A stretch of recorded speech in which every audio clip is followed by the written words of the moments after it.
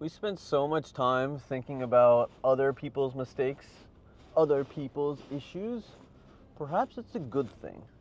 My name's Tarab.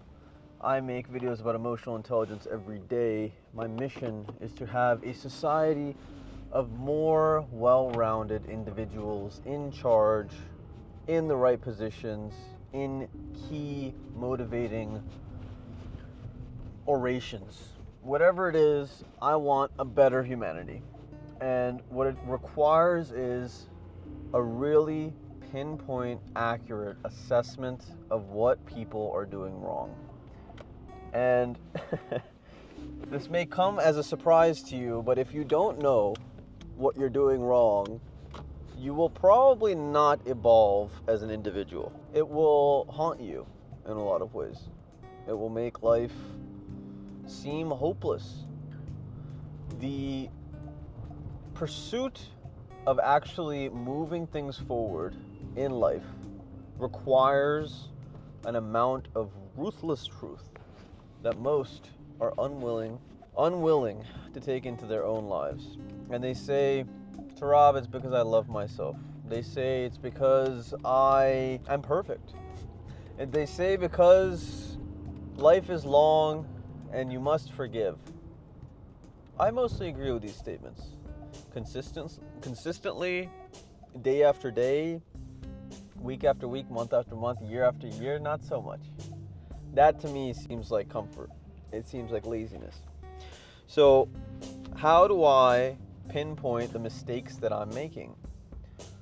Well, you can't really make mistakes if you're not going anywhere. First and foremost, you cannot make mistakes if you're not going anywhere. And what I mean by this is, if we haven't set a goal, it's impossible to fail. If we haven't set the expectation of what it means to succeed, we cannot fail. And most of the people that are giving me the excuses of, I love myself, and I'm kind to people, and c'est la vie, and they're just like that. Any infinite variety of those sentiments tell me that they have not set a substantial goal for themselves in their life. Now, is that a bad thing? I wouldn't advocate for it. I don't think it leads to a very productive life, and I don't think it leads to the best responsibility or undertaking of a responsibility for an individual. But there is a sense of, in me always, that listen, I'm allowed to be incorrect. I'm allowed to be incorrect. Because the more right we think we are, we're probably off base. So I make these videos always with a grain of salt and saying, pinpointing the things that are wrong all of the time, every moment of every day, can lead to more difficult relationships with you. However, it can also lead to a much more productive relationship, in the sense that we are not allowing ourselves to get away with bullshit, but we're also not allowing other people to get away with doing bullshit to us. Pretty straight down the line, solid communication. But it requires an awareness of what we're doing wrong, what other people are doing wrong. Again, the only way to assess this is if there is an ideal in place. How do you want to be treated? How do you want your business to run? What is it that makes up the core values of the people that you like to spend time with? My friend, without an appreciation for the type of person, the quality of individual, the spirit, the aura that you occupy, very, very difficult to hold others to a standard that we don't uphold ourselves, because frankly we don't know it. We cannot understand a standard that is not imposed in our own life. Simple as that.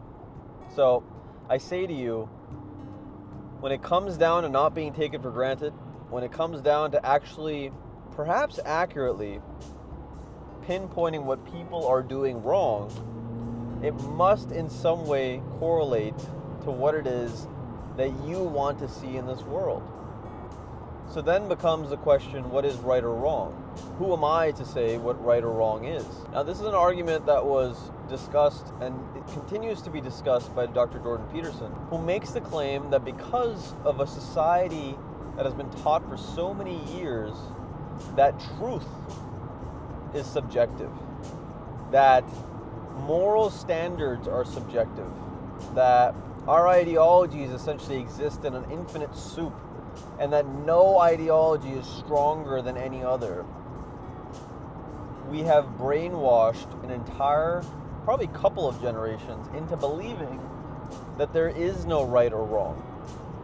Now, in a society that falls into the trap of believing that, you get a lot of chaos, tremendous amounts of chaos. That leads to people that are incredibly selfish in the sense that, well, if everything's wrong, what does it matter what I do? So I'm going to be selfish. Or people that are very, I guess, just don't contribute, right? Well, what is if nothing matters, if everything matters, then I must, to some degree, appreciate every single nonsense utterance that comes out of someone's mouth. I don't think either of those two are actually beneficial for society, particularly because we're pretty chaotic and pretty terrible organisms when we are not structured. There's a reason that religion exists to a great degree. There's a reason that religion exists. There's a reason that after 10, 11,000 years, it continues to exist. There's a reason that governance, countries, states, rules, there's a reason they exist, to hold us, to bind us. And those of us that understand these principles, why they exist, that understand the inner darkness of humans, of each of us, me and you, those people can start understanding how to utilize these rules to actually live a life of freedom. Because within constraint comes true creativity. And creativity, I would argue, is one of the hallmarks of freedom. Or someone at least that is going to aspire to be free. So I say to you, when it comes down to determining whether or not someone's doing something wrong, we must have a very strong idea of what right or wrong is in our image of the world. And that must be tested constantly. It must be questioned constantly through conversations, through reading books, through trying to understand the perspective of people that believe polar opposite things. Not necessarily to us, but on a spectrum that we are interested in understanding, like liberal or conservative, for instance, or types of government. The importance of this contrast is that each of us sits in a pocket on that spectrum.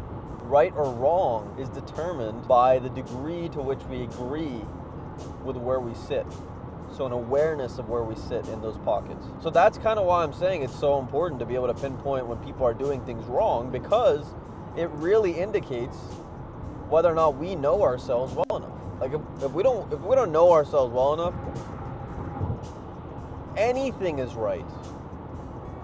Any stupid thing that you come across or that someone utters out of their mouth, that's correct. Don't make it a habit, but really, it's better to take a stand and to learn something than to never take a stand and to remain the same. Actualize your potential catalyst. This world needs you. Take care of yourself.